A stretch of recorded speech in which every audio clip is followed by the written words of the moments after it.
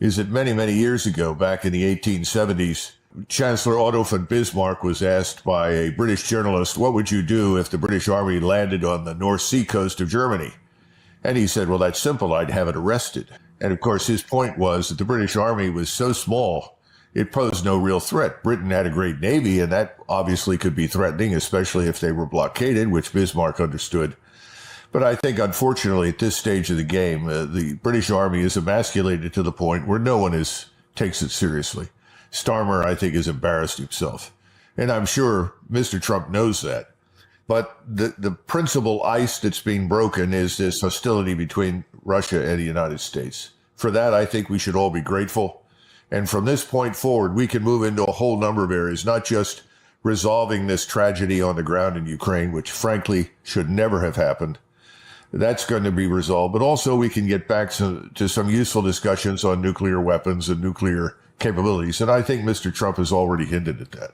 So all in all, this is good news. The question for President Trump is, how do you move ahead with the Europeans? I think that Mr. Trump has been subject to insults and offensive remarks, and I'm sure that that continues to grate on him. But he does know that Europe has to play a role.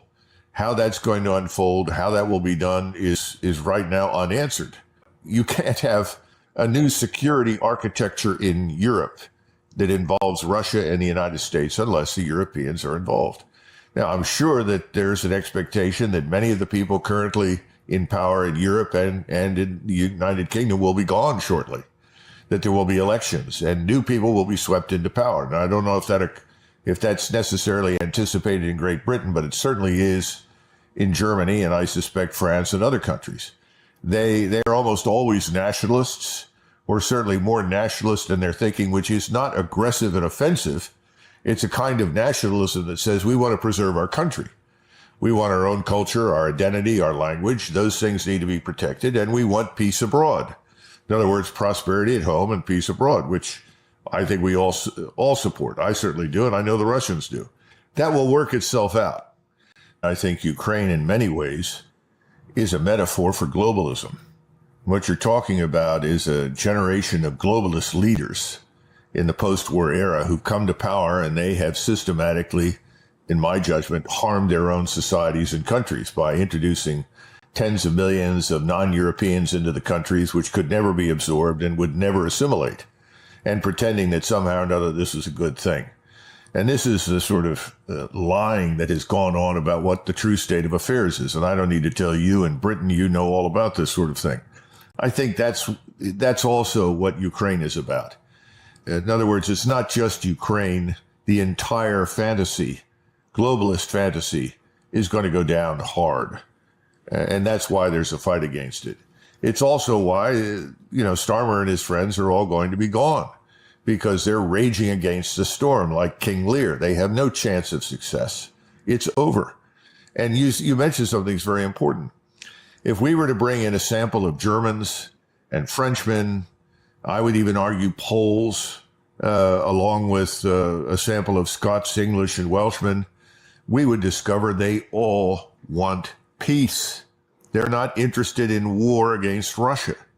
Now, they've been lied to, and increasingly it's become obvious that that's not to say the place is perfect and utopian any more than the United States is. We all have flaws.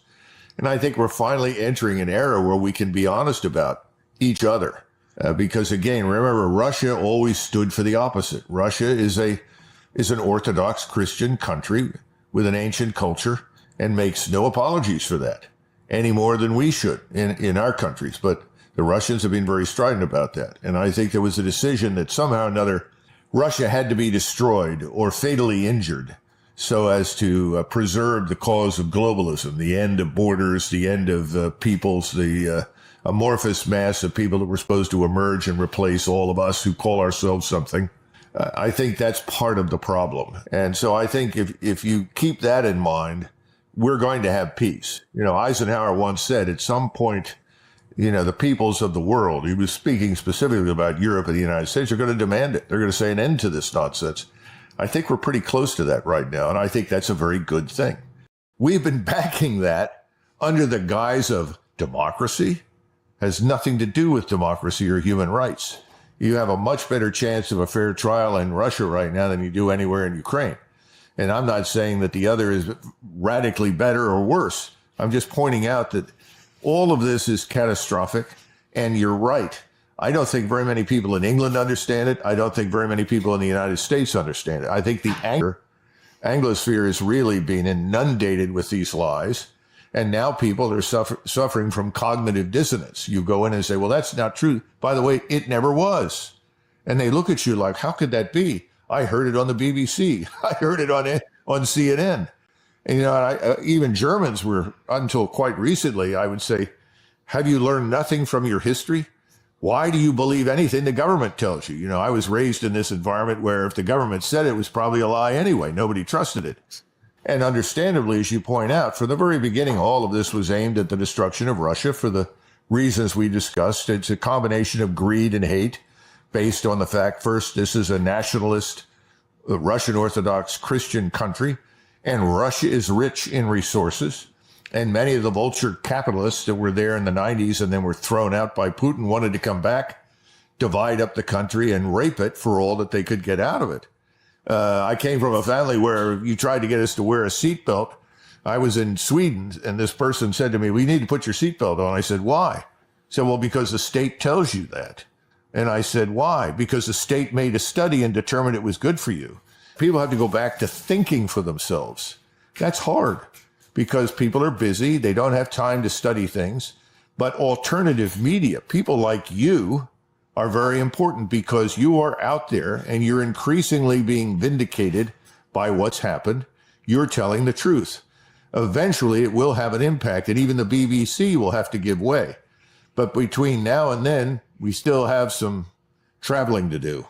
The thing that really upset me, because I spent most of my adult life studying and trying to understand Central East Europe, particularly, I used to be asked, what did you study in graduate school for your PhD? And I used to laugh and say, I studied Germans and Russians. Go figure, that's it, because those are the two dominant peoples in the region around which everything turns. And people don't understand how deep the wounds of the Second World War were in the East. Far, far deeper than anything we can imagine in the West. That was a terrible war. And you didn't have much freedom of choice. You either were on one side or the other, or you were just dead. And lots of people chose National Socialism over communism. And, we consigned a lot of those people to execution after the war at the hands of Stalin. Terrible mistake.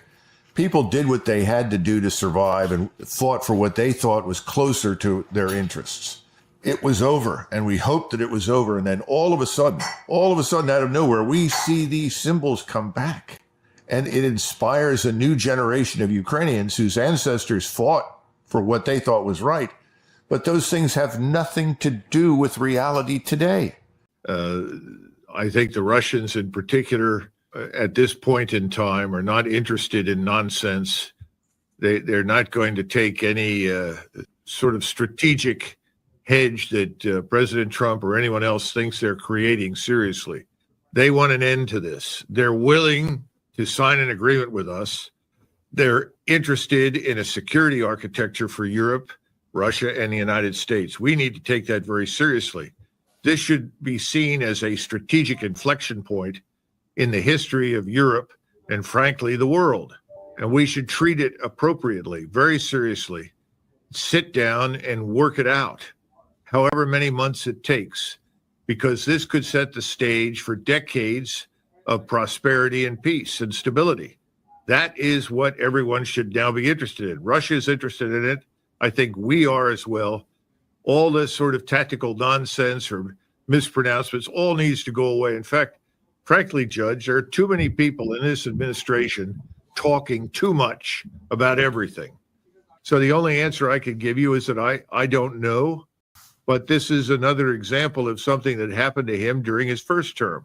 He would issue an order, he would give direction, but then there was no follow-up to ensure that his orders and directives were obeyed. That may well be the case now. And of course, Secretary Hegseth is new to the Defense Department. He may be in a somewhat similar situation. I don't know.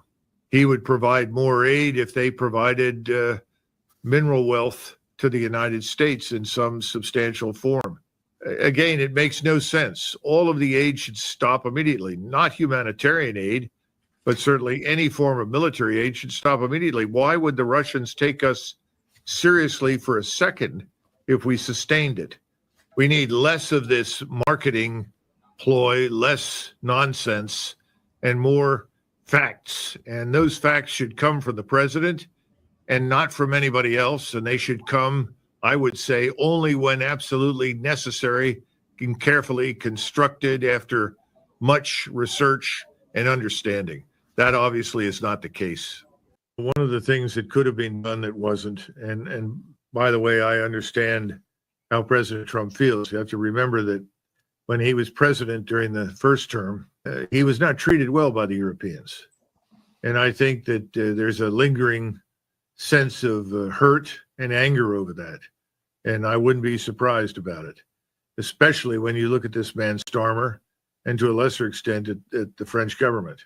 At this point, the Europeans, instead of seeing which way the wind is blowing and understanding that this war is going to end, and it's not going to end the way they want it to, it's going to end the way Moscow wants to end it. And we're prepared to accept that because, after all, they live there. Eastern Ukraine is next door. We don't. And we respect their wishes. I mean, that's really what President Trump has signaled. President Trump has a lot of influence. And I don't want to go into detail, but he can make it very clear what we will not do in the future if they do not cease and desist. Now, it would have been nice had the delegation that we sent to Saudi Arabia essentially decamped and went to Berlin, Paris, and London to address the Europeans in those governments directly and say, this is what we've discussed. This is what we have agreed to in principle. And this is what we're going to do next. That would have been helpful. We really didn't do that. And I understand why. And if the Europeans aren't going to get on board, there are a lot of things that can be done immediately behind the scenes that could be, let us say, detrimental to the political careers of the people that are currently sitting in power in these capital cities. And President Trump knows that. And it's up to him whether or not he feels that he's got to do that to make his influence felt.